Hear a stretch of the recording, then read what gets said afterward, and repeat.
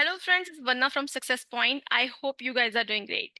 In today's video, I'm going to discuss very important information for you people.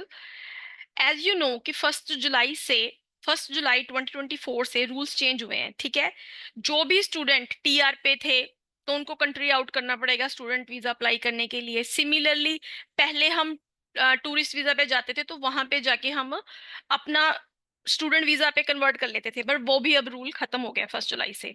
But ये तो चलो एक थोड़ी सी बैड न्यूज है ही स्टूडेंट्स के लिए, बट गुड न्यूज भी है कि जो लोग एम्प्लॉयर नॉमिनेशन स्कीम वीजा के तहत जा सकते हैं वो पीआर अप्लाई कर सकते हैं, ठीक है।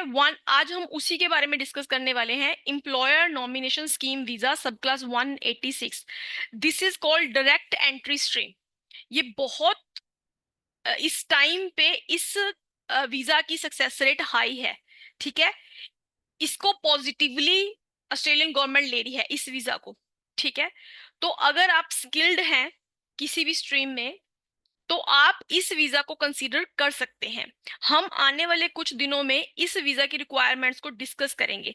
आज मैं जो भी पर्सन अप्लाई करना चाहता है सिर्फ उसकी रिक्वायरमेंट डिस्कस करूंगी। आने वाले दिनों में मैं जो एम्प्लॉयर स्पॉन्सर करता है उसके क्या रिक्वायरमेंट्स है, उसको क्या डॉक्यूमेंट्स फाइल करने होंगे आपके लिए, so that your nomination must be selected positively. तो अपा ये डिस्कस करेंगे स्टेप बाय स्टेप। तो इस वीडियो को बड़े ध्यान से समझेंगे।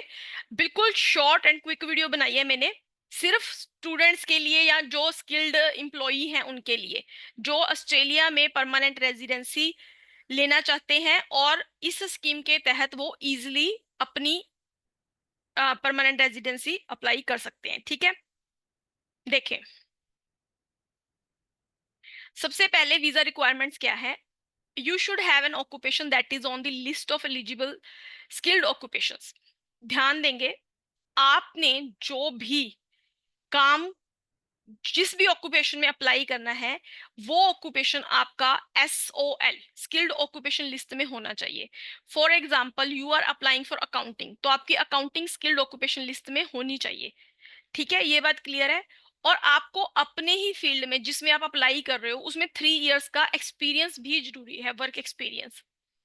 नेक्स्ट पॉइंट है कि आपके पास आपके पॉजिटिव स्किल असेसमेंट हो, ठीक है। जिस भी ऑक्यूपेशन में अप्लाई कर रहे हो उसकी पॉजिटिव स्किल असेसमेंट होनी चाहिए और वो वैलिड होनी चाहिए। उसकी वैलिडिटी 3 इयर्स होती है। For example if I have done masters of professional accounting and I am applying for accounting job, ठीक है, तो मुझे अकाउंटिंग की मेरे पास skill assessment positive skill assessment होनी चाहिए, ठीक है। उसकी वैलिडिटी 3 इयर्स होती है, तो ये आपको ध्यान में रखना है। कोई लोग इंजीनियरिंग में अप्लाई कर रहे हैं, ठीक है, तो they should have positive skill assessment. और पॉजिटिव स्किल असेसमेंट के लिए हर ऑक्यूपेशन के लिए अलग अलग अथॉरिटीज हैं, ठीक है ना। ऑस्ट्रेलियन अथॉरिटीज हैं तो वहां से आप करवा सकते हो। Age should be under 45 years old, 45 year के अंडर आप होने चाहिए, then you can apply for this visa category. Next अब जो मेन पॉइंट है कि आपके जो इंग्लिश रिक्वायरमेंट है, आईएलटीएस स्कोर 6 होना चाहिए इन ईच कंपोनेंट में, ठीक है। जब आईएलटीएस स्कोर कर लो या फिर आप पीटी टेस्ट दे लो जिसमें आपको 50 रिक्वायरमेंट होती है, ठीक है। PT score 50 is equal to IELTS 6, ठीक है। तो ये आपको एक ये रिक्वायरमेंट आपकी इंपॉर्टेंट है। नेक्स्ट, अब ये बहुत इंपॉर्टेंट पॉइंट है, इसको बड़े ध्यान से समझेंगे कि you must be nominated by an Australian employer whose business is actively and lawful operating. इसके और भी बड़े छोटे छोटे पॉइंट्स हैं कि वहां के एम्प्लॉयर की एनुअल टर्नओवर देखी जाती है, वो आपके एवज में कुछ फंड भी मतलब जब आपको आपके नॉमिनेशन अप्लाई करता है ना तो उसको कुछ फीस भी पे करनी पड़ती है। मतलब वो अपा अगली वीडियो में डिस्कस करेंगे स्टेप बाय स्टेप, वो बहुत डीप पॉइंट है, वो आपको समझने जरूरी है, ठीक है।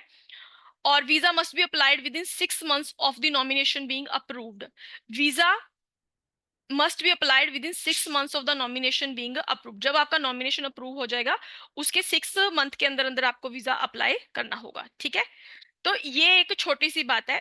186 को लेके स्टूडेंट्स में काफी ज्यादा एक कंफ्यूजन बनी रहती है कि हाउ दे कैन अप्लाई। कोई ज्यादा इसमें रॉकेट साइंस नहीं है, इट इज क्वाइट सिंपल। आपको करना क्या होता है कि आपको अपनी जो ऑक्यूपेशन है उसमें आप 3 ईयर से वर्क कर रहे हो, प्लस आपके पास पॉजिटिव स्किल असेसमेंट होनी चाहिए, ठीक है, और आपके पास एक एम्प्लॉयर होना चाहिए जो आपको नॉमिनेट कर सके बेसिकली, ठीक है।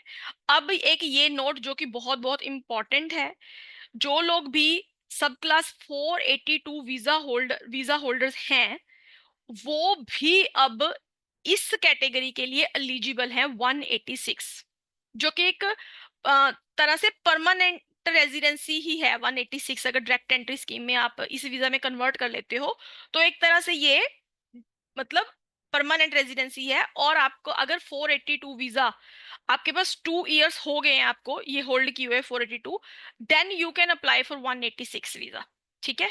पहले 3 इयर्स थी कि 482 you should have for 3 years, then you can apply for 186, but now अगर आप 2 साल से इस वीजा पे हो तो आप 186 में ट्रांजिशन करा सकते हो अपनी वीजा में, ठीक है।